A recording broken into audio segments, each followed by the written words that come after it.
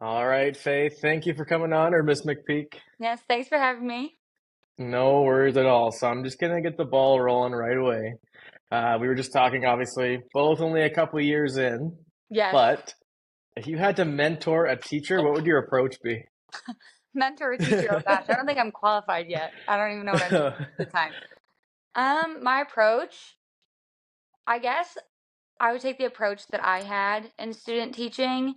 My hmm teachers were just kind of like they gave me the talk like you're gonna be scared because you don't really know what you're doing at first. You still don't Yep. going years in, but you just kind of have to dive head first.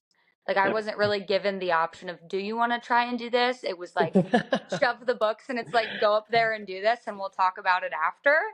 So Yeah. I think that would be the just throw them in.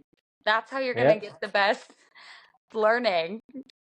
Well, I know because I feel like when you're going through that whole process, you're kind of just like you're so like anticipating everything, Yeah. and you're kind of playing it over and over in your head of how it's probably gonna go. And then I always akin it to like booking a trip to Mexico. It's like you might get the resort, it might be the greatest day of your life, and then you might get the whole like cartel side, and you're like, this is Yeah. chaos. I don't know what's going Yeah. on. Um, maybe there's better analogies for it, but I always found like going in head first like that. I mean, you feel like the cold water of nerves go down the back of Yeah. your neck there. But how many practicums did you do?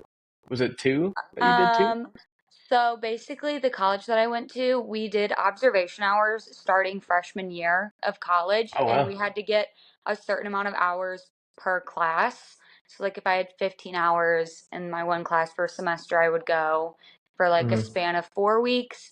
But then senior year, since I'm actually early childhood and elementary, I'm not an early childhood person.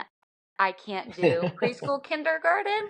But our Yeah. college, when I signed up, said you had to get dual license with it. So I kind of had to get it. So when I did my student teaching, it was split in half. I was second grade for half, and then I was preschool for half. Wow. Because so you're not the first person from the U.S. that I've spoken to. So I find it very strange because in Canada, like my focus was secondary social studies, and I teach Yeah. mostly grade 11 and 12. But everyone gets certified K to 12 on the Yeah. same degree. So you don't have, so technically, even though I've never taught lower than grade 8, I could apply for an early entry program tomorrow and get hired right away, which is kind of a Nice. crazy concept. But It's kind of nice. yeah, it is kind of nice, I guess, where you don't like you can kind of still learn new things without having to go back to school. But what would you say are some of like the most unexpected challenges that you've had kind of going into education? The adults, um, not even the kids, just other adults, because Mhm. obviously being a younger teacher going in, we have the older teachers who have their set ways, and I've tried to incorporate non-traditional things into the classroom, and I know Like that what? it's What do you not. mean? So I don't just hand out multiplication sheets to my kids. We're singing Taylor Swift and Morgan Wallen with it. And like for dress up days, I was Post Malone one day, so I had like the tattoos on the face.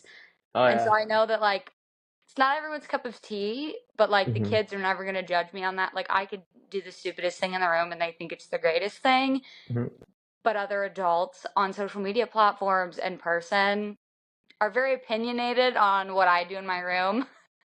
So I would say just like other people who don't want to support you, I guess. Yeah. So like, what are the? I don't know because I've never really understood the.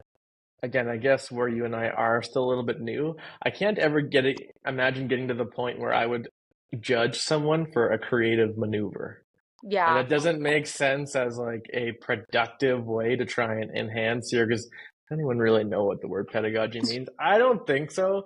I don't think it's really that serious. But what were the things that you did with like, the Taylor Swift, Morgan Wallen things? So my students, I think they're the COVID kids still, like they were affected, they were really young. So when they were learning the foundational skills that they needed for hmm math, by the time they hit third grade, when they come in, they're expected to know A, B, and C. And I've figured out not all of my students have that still. So multiplication, you have to know your foundational skills Hmm. before trying to explain that to them, and they just were not getting it. Like, I had the worksheets, but it was struggling, so I was doing some research and I found Teach with Mr. C. He's on TikTok and Instagram, and he does all Hmm. these songs with learning. So I was like, you know what? We're just going to try it. And so we did his Morgan Wallen song, and they freaking loved it. So then they were like, can we make our own? So it's like, sure. So we have numbers 2 through 12 now. We have a song for all of it. And they learned their multiplication, I kid you not, in like 2 weeks. And now they have them down like that. I know, and I find, especially with high school, because if I started singing in the front of the room, they would just judge me until the day I die. But trying to find ways to make it fun is, I think, like one of the most difficult things to do. I Yeah. think one of the unexpected kind of challenges that I kind of had coming in was, oh, okay, everyone's going to be as interested in this subject as I am. Yeah. Like, I'm gonna get up there and I'm gonna love it, and they're gonna love it too. But that was a quickly, like, a sobering thought a little bit. Like, Yeah. you kind of have this idea of what it's gonna be like coming in, but I don't know. So what would you say is your kind of your favorite age group to teach so far? Like, why did you kind of go the early elementary route, but not early?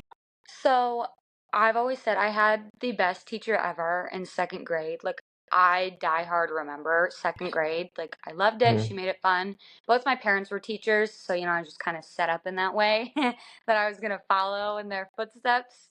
So when I was trying to decide, I'm very short, so I was like, you know what, middle school and high school, I can't do it. Even my Hmm. third graders are like here. So then I was like, you know what? I really want to do second grade. So that's what I thought I was going to do. And I thought I was hired for that. And I got the call and they're like, we're actually switching you to third grade. And I was very upset about it at first.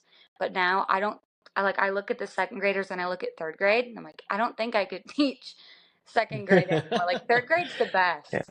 They're just figuring out themselves. They understand the sarcasm. Yeah, they're funny. Yeah, so both your parents teaching, did they ever warn you to not go into it? Every day. Every day. I remember sitting at the table and they were talking and they were sharing their stories from school Yeah. as all teachers do, and they would just turn to me like, "Are you sure? Are you sure you want to do this? Like, you can pick any other career. Like, any other. You do not have to do this." So why would they say that, like, to not go into it? It's just like the horror stories of students. Like, what was the My thing? mom's an art teacher, so I feel like it wasn't Mhm. her necessarily. She's like the Yeah. whimsical, artsy, wears like the pencils in the hair type person. Oh yeah, Go with the love flow, Bob Ross vibes. it. And my dad is inner city. Well, he retired last year. He was inner Mhm. city high school.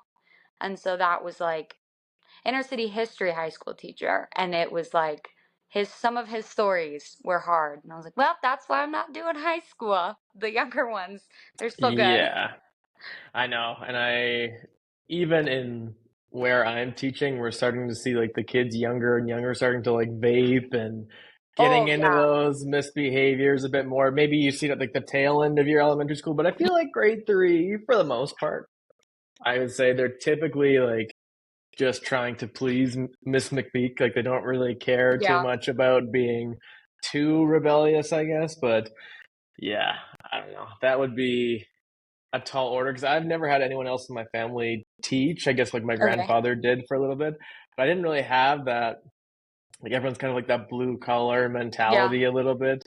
But so I guess even with their stories, like, what made you kind of want to actually get into it?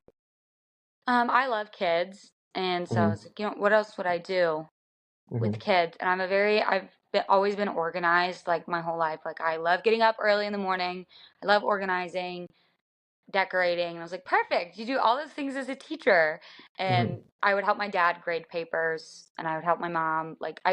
Even when we had not work, when we had days off school, I would ask my parents, like, can I just come in with you and be in your classroom? And so I would go, I don't know. I guess I just loved it that much.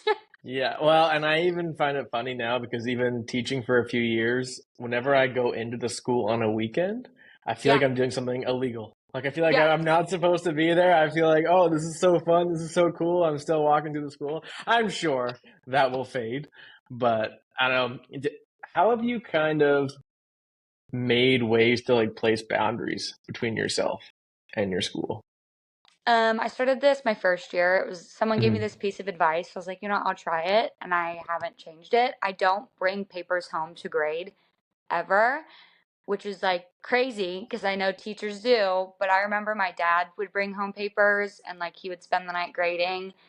And I feel like that's where burnout comes from. And I told myself, I was like, you know what? I'm not like, I do not want burnout because obviously being on social media, you get the comments that are like, you're so happy 2 years in, just wait for your sixth year. You're not going to Which feel I like that. hate. That's I'm, like one thing I genuinely despise is that and I've even seen, even though obviously I haven't been teaching long, like new teachers come in and I'll yeah, see like their excitement like slowly fade and they start to buy into all yeah. the negative talk. But I guess how do you kind of brush that off? Again, with the you have to pick the people you want to be with. So like you find the Hmm. teachers that don't have that mentality, like my teaching partner, Lacey, she's been in all my TikToks. She's really funny. Like she's been teaching for years and she doesn't have that mentality. Yeah, she has bad days, but we're not sitting there talking about like, oh my gosh, I have to do this for the rest of my life. Like this is gonna suck. Like we find ways to have fun and I just don't really I don't associate with the people or like I don't read the comments on my social media Yeah. stuff. That's a big one. Is just don't read the comments because half the time it's people who aren't even teachers who are telling you what to do the most, which is really ironic that I found. Yeah, and I think the teacher bestie life is definitely something you need to do. Because I was reading something the other day. It said like be careful who you vent to. Yeah. Like some people who have listening ears actually have running mouths, Oh and you're yeah, actually that. just going. And then I know, like I don't want to talk about my own school, but I think in general, even subbing for a few years, avoiding the staff room was kind of just something I did. Yeah. I don't know if that's like a That's norm. like a no, I just heard that someone else had a podcast and I tuned in and someone had said that they said the best piece of advice I ever got was don't eat in the staff room. Like eat in your Which is own room. crazy. I promise. It'll change like your whole mentality on things. Yeah, because I don't know, because the second you start to I don't know, I feel like eating should be a positive experience, and then usually when they're starting to kind of yeah pump you with that negativity, it's like oh I'm gonna have a great afternoon. Yeah. Yeah, so now that you've kind of been in it a few years, like obviously we start to develop a bit of an understanding of kind of what we're doing. We're getting a bit better at it. Is there anything, if let's just say the whole world listening to you for 1 minute, Oh gosh. you can change anything about education that you want, and they would listen to you, what would you say? Oh gosh, there's so many. One of Lay 'em them, out. okay, this is gonna sound really bad, but No, I feel like go some for it. teachers like to run their classroom. Like, I'm the adult, listen to me, what I say goes. And I've seen teachers that way in their classroom, and it's not working. Like, in my classroom, I like having my students kind of lead. Like, we have classroom jobs. So, like, I'm not doing everything. They're the ones kind of running the classroom. And I feel like if everyone could just give that a chance instead of having the mindset of like, I'm the teacher, you listen to me, we're doing what I say just because I said so. Like that's a big one for me. Trying new things, like I said, like bring Morgan Wallen in, bring Taylor Swift, like Mhm. genuinely asking the students like what they're interested in and connecting it to learning. It's 100% different than when I put a worksheet in front of them or if I connect the math lesson to a Fortnite gun for the boys. Like they're gonna listen a lot more. It's Yeah, just kind of frustrating that we still have teachers with that mindset that yeah. we're going to do it my way because we've been doing it for this many years. I'm not changing it. Yeah. Yeah, I think the shift toward the it's maybe like project based but student centered learning is definitely I think something that our generation is definitely trying to instill more. I'll be completely honest, as soon as I get into it, I have kind of gotten into that more traditional kind of speak at the front, not in like a like if I say this, we have to do it. But I would say if I do give you a task, if someone says, "Oh, can I make like a variation of this?" I'm like, "Oh yeah, like Yeah, go crazy with your creativity." Like I would never be like, "No, I need you to write this paper this exact way." Now, yeah, I'm not sure if it's the way where you are because actually we do like pretty intense standardized testing in yeah. Alberta, and so we do it in, I think it's grade 3, 6, 9, and 12. So is that like what's the kind of makeup where you are? Third grade is the first year that they do state testing. So we start that in April. And so, yeah, they haven't had experience with that. We have Hmm. to progress monitor them throughout the year. We do like a fall test, a winter test, spring test. They're testing all the time. And and that's something I've heard. Do you think there's too much testing in elementary? 100%, especially for the younger kids. They don't need that. I promise you, Hmm. if you're applying for college, no one's going to be like, what were your winter scores in third grade? Where, Like like, your post Christmas break, like what was your reading level at that's what I'm age saying. 8? Like, were you reading at third or fourth grade level by age 9? Well, no one cares. I think it No, should be introduced in middle school, and then it really yeah. should count in high school when kids are Hmm. figuring out what they want to do, especially if you're putting kids through that who aren't going to college at all and that's stressing them out. I don't know. There's a lot of testing for no reason. And I almost feel there's like a weird pressure on teaching in general because I really am interested in kind of the how education is perceived by people. And I Hmm. almost think like the public assumes that if you're not doing this like rigorous testing every single year, then there's no point, Yeah. which is a weird kind of, I don't know if that's a new thing or if that's kind of always been there, but I guess how do you try to maneuver and add to the kids' creativity despite the standardized testing? Because sometimes when I get into trying to get a bit more creative, I always have this weird guilt of, oh, I'm not preparing them for their standardized test. Yeah. Honestly, I tell them it's another test because we've talked Yeah. about it, obviously, because it's coming up in Hmm. April. Third graders, they've never taken it before. It's gonna freak them out if I over exaggerate. I'm like, it's a test. You have to do really well. And it sounds bad, but I don't think about it. Like, that's not what it's not what they need That's in not third bad. grade. No, Like no. 8-year-olds don't need. I don't need to sit there and be like, we can't get online and play our math game today because I actually have to teach you this specific standard Hmm. that you probably won't remember in the moment anyways. You're still gonna raise your hand. So we don't think about it that much. But again, I'm in younger grades, whereas I don't find that they need it that much. Yeah. They're gonna get it eventually, either And way. it was even what you were mentioning earlier about like having the COVID kids, like you mentioned. I actually was Yeah. talking to someone the other day, and it was in our district, and she's the numeracy coordinator for like our Mhm. whole thing.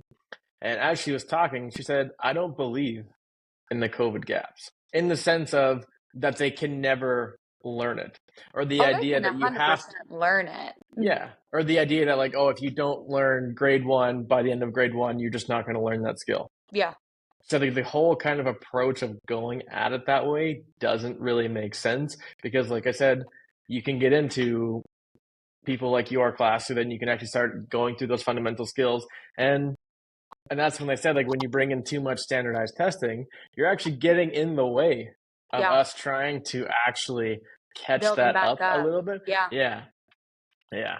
So that's kind of been a bit of an eye opener because I guess I've been kind of drinking the Kool-Aid of, oh yeah, there's gaps everywhere. But at the same time, you've always had kind of higher and lower performing kids in your classes. So I yeah. don't see why this needs to be this brand new Like, thing. even if they don't get But it this year, though, they could get it next year. They don't have yeah, to get it right yeah. Or now. if they can literally get it next week. Yeah. So I Yeah, don't, it's a weird idea that education has to be, again, very formatted or very prescriptive kind of day by day. But I know that's kind of been my presumption yeah. so far. Yeah. So if you had no curriculum, what would you teach? If I had no curriculum, what would I teach? um, Basic human skills, because I feel like, again, as years go on, we're kind of losing Mhm. that. Like, yeah, the younger and younger we get, Yeah. you're seeing more disrespect. Like, I feel like even younger kids, like you have health classes in older, you have cooking classes. Like some younger kids genuinely need to know that. They aren't being taught that at home. So I feel like if I could have just like an hour out of my Yep. day, just be like, this is how we act in society. Um, let's learn. Um, that would be great. Teaching them things like not all you don't have to do academics 6 hours out of the day. If we could, Yeah. if I could talk to them like this is how you handle your emotions. Like you Mhm. don't need to yell at them straight away. We can talk. Like kids aren't learning that anymore. And well, it's funny that you mentioned that because there was I was helping coach, maybe I shouldn't say it. But anyway, I was helping with a team or with an organization, and and the kids were just running. Like we were just doing like a running drill, and it was the most awkward running forms I've ever seen. Like I mean, my nieces and nephews sometimes they'll my niece Willow, she actually will just like run with one arm stuck like this, and then the other one goes, which is whatever. I mean, she's figuring it out.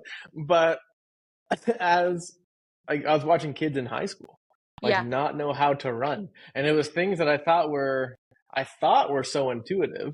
I mean, I played video games like any other kid growing up. I Hmm. mean, I always say when I was in grade 8, it was between December and November, so an 11-month period. This is super embarrassing. It was like when the first Call of Duties came out, Uh-huh. and I think I played 35 days online in like an 11-month span. Oh yeah, it was like 7 a.m. Wake up, you're going to bed at midnight, like you're playing Yeah. all day on Saturday. That's all you're doing, but I could still run with proper form. I I don't know. can't. I just felt like it was such these random gaps that we don't really Yeah. think of are kind of the underrated skills, like you're saying, of like this is how we human outside of This this. is how you do things in the real Yeah, life.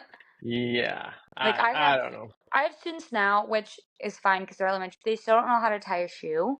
But Mhm. like you're going into fourth grade next year, we should tie a shoe. And some of their alternatives are I'll just wear a Velcro shoe, which is great. We love That's Velcro so shoes. crazy though. Like, But like that's the instead of being like, could you teach me how to tie? yeah, They're just looking for. I'm not going to learn that. I'm just going to slap a Velcro shoe on, and they don't understand. If you don't wow. know how to tie a shoe, you can you tie a knot at anything? Like it just builds. Like there's so much stuff that you don't think about that they're not learning anymore. That it's like we need to. I think we need to get into that. Yes, and my wife will be the first person to tell you that I'm not the most mechanically inclined person. My father-in-law would be the second. But I think like even those, is it fine motor or gross Yeah, motor skills? Like, whenever I'm trying to fix anything, there's something I didn't realize I had wrong with me, I guess, until recently. I was like, I just can't. I don't have like the proper coordination at yeah. all to do some of those more fundamental things. Maybe I should play with my Rubik's Cube a bit more. But I mean, yeah, I don't know. Did you think you see yourself kind of sticking around teaching? Yeah. I actually, I haven't posted this like on social Yeah. media, but I guess I announced it on Facebook, so that Hmm. counts somewhat. We're moving back to Ohio, so I Cool. actually just resigned at my Oh, school, wow. which was like very sad for me to do because Hmm. I do love my school, but our whole family is in Ohio, and we've been in Illinois for 6 years, 4 years through college, and then 2 years out. My husband got his master's, so we just stayed around. Hmm. So I'm like, you know what? We want to buy a house. If we're gonna buy a house, we might as well just go home. So I'm kind of in that. I don't know what grade I'm gonna do next. Like if I'm gonna stick with third, it's just like whatever's gonna come open, I'm gonna get. So I do plan on sticking with teaching. I don't know if I'm sticking with third, if I'm going up, if I'm going down. Hopefully up, Well, not down. it's funny you say that because I haven't announced it either, but it's kind of getting eerie how similar we are in our timelines Yeah, here. for sure. Because my wife is a teacher as well. Okay. I'm hoping to start my master's soon, but we're actually moving to New Brunswick in like Okay. over the summer. So that hasn't been announced yet. This won't come out for a little bit, but Has that been one of the most stressful things you've ever gone through? First of all, when I had to tell my principal and superintendent, I was like sweating bullets. I was like, we have to have a conversation. And I Yeah. told them, I was like, I really like this school, but yeah, I was nervous. And now I didn't realize, I was like, oh crap, I don't have a plan for next year. We don't have a house. Neither of us have a job. I had a great job here. What did I just do? Yeah, I understand Uh, panic.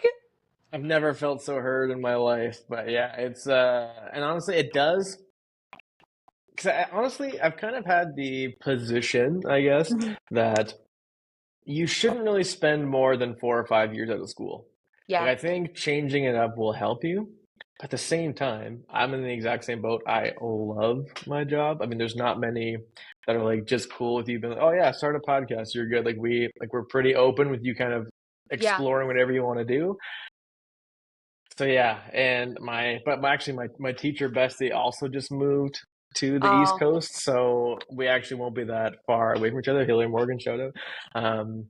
Yeah, she just drove across the country in I think he's got like a Volkswagen with two big dogs, and she's pregnant. So I've just been texting her. I'm like, if you I can am do it, we feeling can for. do it.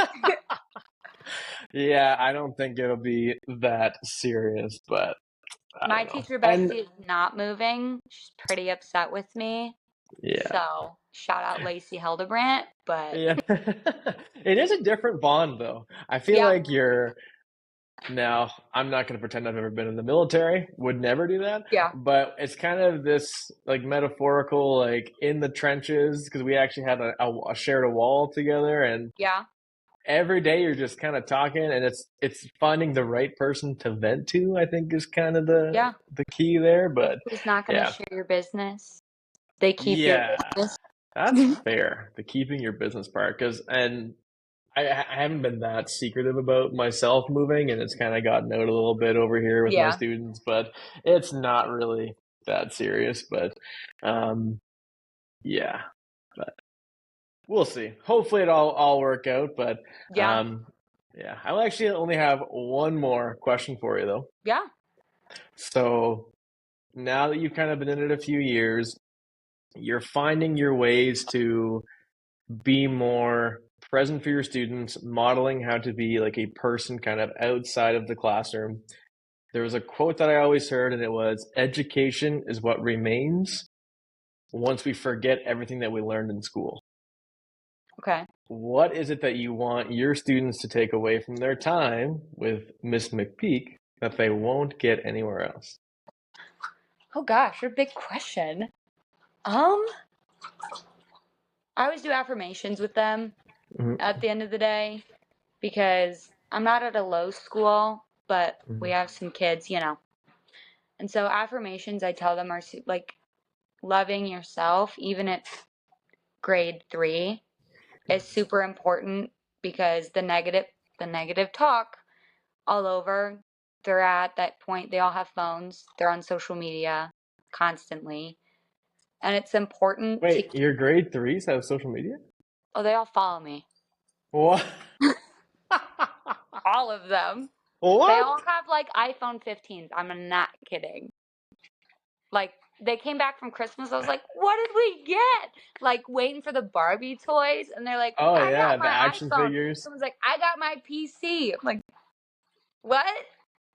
Yeah, That is alarming. So, well, that's actually fascinating because have you noticed, I guess, what age did you kind of get social media for the first time? man, I I had a flip phone at age Oh, yeah. 16. I had like the little slide one that you like your fingers hit Oh, 3 buttons at once because they were like yeah. that small.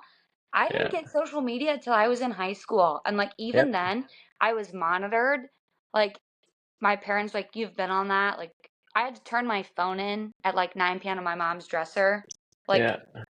that type of thing. My mom had to have Yeah. my password so they could get into it at any time. Yeah. Like I could not imagine having a phone that young, especially like an iPhone or like my own Mhm. social media accounts or like being able to have it with me at all times is like mind blowing. And I tell them that all the time. Like, well, what'd you do? I'm like, your age. I was like, I didn't have anything.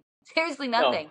I remember it was like forbidden to look at the browser because it would cost Yeah, so much money to be you, honest. So if you hit that button, you will get cancer. It was like this is not like this I is tell them no I was like, joke. my like first technology piece was like the Nintendo, like the DSi, like where you flip it open and you had like the pictochat with your friends. Oh, I was like, guys, and then your parents would come in. I was like, you'd have to shut it and shove it under your pillow really oh quick. yeah, Like, you the guys don't know that. pictochat. I forgot about You'd sit that. really close and you had like the chat that like flew up. Yeah, I Yeah, feel like they that's have no probably where idea. Snapchat got its ideas because 100%. And that kind of makes yeah. sense. And they have like Like social media stuff that I've never heard of. Like, they're saying things. I'm like, I'm not old, but I'm feeling old because I have no idea what you're talking about right now. And this is bad. so is the elementary slang different than the high school slangs? I mean, we got Riz, we got Oh, they Cap, say that. Yep. on God. That's a Yep. big one. I don't know if it's like a Fortnite things. I think like the only thing that really would connect our elementary students with our high school students is probably Fortnite. Oh, my That kids are seems to obsessed with be. Fortnite. It's ridiculous. Have you ever played it? Oh, I play all the time. For Okay. Christmas, they all got me V-Bucks for for and we have an ongoing thing. They keep trying to guess my name because they can't understand. I was like, I'm not adding you. We can't play together. We And can't so play online. We can talk about it, but they ask me all the time. I'll be like, do you have any questions? Like the end of the day, I'm like, before you leave, any questions? What's your Fortnite name? Every day. I'm not kidding. Or what did you spend your V-Bucks on? Did you buy anything? They love it. so I mean, recently I've been a late bloomer with Animal Crossing, but that's a whole other thing. But I've never actually played Fortnite. Like, what am I missing? Like, I've never. I honestly, because I've heard it's so addicting. I It just whenever I hear something like that, I try to just block myself out and like I it can't is. go down that rabbit hole. But I can't play Call of Duty because I don't know, it scares me. I don't know why. My husband was into it and I tried to play with them and there was like that zombie mode. I don't know. I like threw the headset yeah. off. I was like, it's too realistic. Fortnite is a lot easier because it's cartoon mode, so I don't feel as threatened with it. So I can play. And I don't know. It's addicting, which is kind of funny you say that. We were up with our friends last night till 2 a.m. playing because you can play with like your friends in squads. And Oh I was like, through the mic, I was like, we're in our 20s and we're up at 2 a.m. playing Fortnite. Like, this no, is not but I think that's the impressive part. They're like they've been able to pretty much hook like everyone in everyone, like a 25-year period where like I everybody. know people in their 30s like it's not like a child's game or like an adult's game. Like No, but Call of you Duty have was like almost 8-year-olds into it. who are And then destroying you. that's what we got like destroyed by a team last night. And I said, you know, the really sad part is probably a group of 8-year-olds on the other end of the screen right now that just like blew us I out know of the water. I always find it funny because my father-in-law loves playing NHL, Uh just likes huh. playing it online. And one time he got beat so bad. But then a kid messaged him after, he was like, your mom needs to improve your Wi-Fi. He's like 55. He's like, I pay for my own Wi-Fi. That's funny. I don't know why, but Fortnite is a big thing in my room Yeah. between my kids. And honestly, because I don't know, I posted the other day, like the first day, because I just started the new semester on Wednesday. Uh huh. And first day, all we did was play Mario Kart. I was That's like, amazing, though. I don't want to go into. I mean, I'm in like a big Dash One class, whatever. It's university stream. It's day one. Let's figure it out. We can Which go is through the course outlines after. Like it's not that serious. which is Um, interesting because my kids don't play Mario Kart, which is like yeah, they're all into Fortnite and they all know Mario because of the movie that came out. But they don't know. I was like, you guys never played Super Mario Bros. With the Wii flip sideways? Like, they're like, no. yeah. Oh, Or okay. Super Smash Brothers. I mean, that's a No, rite of passage. To get to play that game is a rite of passage. because we had gotten on the topic and I was like, who plays Mario Kart? And they all just kind of stared at me. And I was like, you all wear Mario shirts, like the movie. No, That's no, crazy. That's the no. crazy. I think that might be the worst thing I've ever heard in my life. Like if you haven't played on was it like the SP that you would Yes, have? And I mean, you had Dr. Mario too, but that was a whole other thing. But like you're trying to get Peach at the hardest friggin' level ever. That yeah. builds character, I think. I was never able to. I remember even like Paper Mario. Did you ever play that one? I didn't do that Oh, one. that was a good one. They're actually revamping it for It's Switch in just April. It's crazy. Like dangerous. I always have music going on in my room, and I Yeah, played a High School Musical whatever song, yeah. and they were like, "What is this?" I said, "You did not just ask me." I said, "That is Troy Bolton. Who are you talking about?" So then they had no idea. So then I was playing clips of the movie, and they're like, "We've never seen this." So then I put on Hannah Montana. Maybe one girl knew Hannah Montana. Some of them don't even know the like old Disney, like the old Tarzan. Some of Yeah. I had two kids raise their hand that they've seen that. I was like, oh, this You is know, getting. my I'm wife getting to has that been age. yeah, my wife has been very clear. Like, did you ever watch VeggieTales? Absolutely, that Oh was yeah. also a rite of passage. Oh yeah. Like, my wife has always been like, our kids are watching VeggieTales, old They're Disney growing up on what movies. we grew up on. And that's like we're gonna find an ancient DSI somewhere and they'll pictochat. They will But chat. yeah, that is how they will figure out the world. Have you noticed anything like? I don't want to mean to get like too serious here, but with your grade threes having social media, because I guess it's still in my head that I only teach in the 7 to 12 school. Uh-huh. That it's when they're that age when they're getting this stuff. But have you noticed like it have an effect on them at all? Oh yeah. Oh Like yeah. in what way? Because I wouldn't even know. I didn't even really think that they had TikTok or anything yet. But Without like I could have all my students line up, and without them telling me, I could point out the kids who have the iPhones, who have no limitations on it, no set boundaries at home, can just get on whenever they want. And then the kids who have the phone to like call their mom, but who have like set boundaries, like I can only be on it for this amount of so, time. what do you notice? The behaviors are those who have the phones 24/7 definitely um they cuss, believe it or not, in third grade, which we've had to have a conversation. So they will scream out like, "What the?" and then leave it blank. Like, and they're like, "I didn't say it." I know what you're But you're implying yeah. though. So like, behavior is a huge one. You can tell like entitlement, like disrespect.